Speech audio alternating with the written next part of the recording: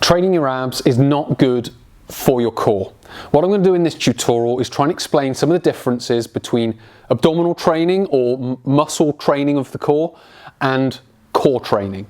And how I'm going to start off, we'll start with abdominal training or individual muscle training as I want to describe it, and then what we'll do is help you understand what real core training is. If you get to the end of this video and you like what you see and you like what you hear and you want to build your core in this way, please do click the link below, go through to my How to Build Core Strength and Stability online 16-week coaching workshop and program, and what we'll be able to do is get you from beginner to advanced in 16 weeks with proper core training. Let's look at ab training to start with, or individual muscle training.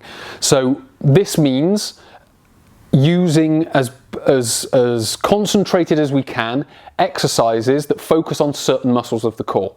So the obvious one to start with is the abdominal crunch. So we would start in this position, tuck the chin, ribs to pelvis, ribs to pelvis, ribs to pelvis. So again, what we're trying to do is really concentrate the tension through the six-pack muscle or the abdominals here.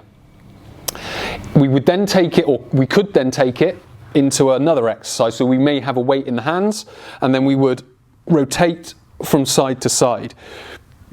This would then start to access internal and external obliques. There will be a part of the abdominals working, but the main focus is the internal and the external obliques. What we could then do, come up onto the feet, and you see this, they'll hold a weight in the side and then they'll sort of crunch the side here with the idea that they're trying to access QL, although they're not, but they may say internal and external obliques at the side as well. And then finally with the back extension, they may use a machine or a rack like this, or they may just do it off the floor, where they would come into position here, and again they would round the spine and then bring it up into this extension. Now, why are these exercises poor for the core? The main reason, well, there's two main reasons. One, they access individual muscles, or they heighten the activity and concentrate it into individual muscles. Now, granted, we have gone all the way around the core, but because we've isolated here, here, here, and then at the back, that doesn't mean that it brings everything together. And I'm going to explain what bringing it together means, because when the core is brought together as one unit, that's much healthier for the spine. It's going to build you greater fitness, and it's going to enhance any sporting performance that you may want to use it for. And I'll explain that in the next component. So when we do that with isolated exercises, it's assumed that that happens. I've got a really strong core, I've got really strong abdominals, and I'm really strong at the side, therefore I've got really strong abdominal wall here. That's an assumption. That's not necessarily true. Also, with all the rotation of the spine, the flexion and extension of the spine, that's bringing extra stress to the spine, which, if done incorrectly, will eventually end up in aches, pains, tightness, or possibly even injuries. But it will certainly be moving you in that direction and make you more vulnerable to it. So that's what we have to understand with ab training. So what we'll do in part 2 is look at core training. And core training is very similar, because I'm going to use similar sort of terminology, but it's going to be done in a very different way. So with regards to how the torso works, so if we're talking about fitness and performance, the core is an energy transfer unit. So if we take throwing as an example, or punching as an example, what we do is we sort of wind the muscles up. So we stretch an elastic band as we wind back.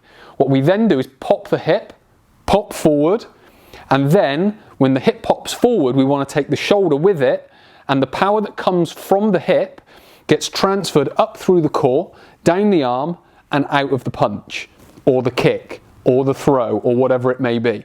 So the core needs to be an energy transfer unit.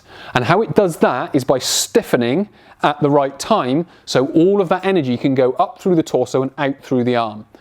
If the hip comes through and the shoulder doesn't, and then it follows it through, there is what is known as an energy leak. That is some of the energy that's created here, gets leaked out of the torso, and then that slows down and weakens what happens at the arm, or at the fist, or whatever it may be, at the foot, at the leg. So that, from a performance perspective, is how the core works. From a health perspective, it's there to hold the spine nice and stable. So when we go into different positions, the muscles are working at the right time to be able to lock on and hold position. So that means being able to maintain proper position of the spine, move from the hips, move from the shoulders. What we also need to do is we need to be able, from an exercise perspective, is we need to start integrating the muscles together. Now, when we integrate the muscles together, we can do that in a number of ways, but what I'm going to do is show you some separate exercises and then basically bring them together. So we would come down into a plank and we would hold there. We can also come up into a side plank and hold here. Now, those exercises in isolation are doing similar things to what the sit-up and the twist would do. If we can then come into this plank, lift an arm and roll up to the side, what we've done here is when we go into the plank, it will concentrate itself at the front of the abdominals. When we lift an arm up and put it on the back, it will move out to here because this side has to work that much harder to be able to hold the hip and the torso in place. When we then roll up into the side plank, it will then transfer from that side all the way down into that side. And this is how you integrate the core muscles and make the abdominal wall, not the rectus abdominis and the obliques. So what we need to be able to do is we need to start using the static exercises to get the positions first, get the proper postures.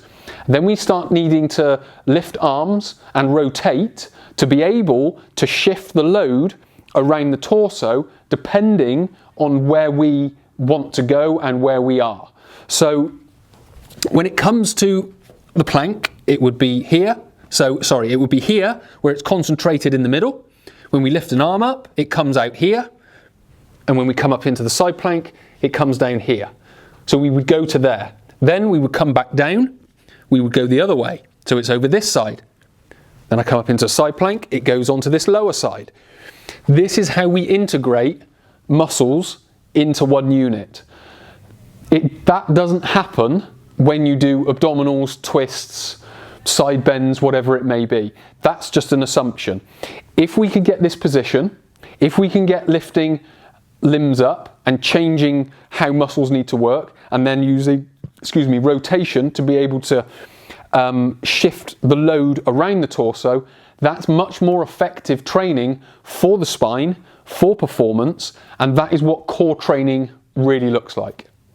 So to quickly summarize what we've talked about, abdominal training or muscle isolation training is your crunches, your twists, your side bends, your back extensions. Those aren't effective for the core. They may be effective for the muscles, but they aren't effective for the core. They can increase risk of injury to the spine. They can make it more vulnerable to that. And it's not as effective at managing energy leaks and turning the torso into an energy transfer unit for fitness and performance, depending on the exercise or the sport that you're doing. How you're able to do that is through core training. Now, the example that I gave is just one example. There are many examples. It's not the only example. I understand that. That's not relevant to all different sports and fitness. But the principles of being able to hold that position, concentrate it here, move it over here, and then move it all the way to the other side, that needs to be put into exercise.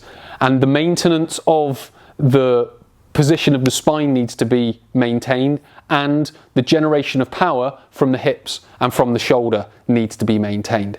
So we need to start thinking about how we exercise in that way to develop the core and that one unit and that training that allows that to happen. So if you've enjoyed this content, please do hit the like button below.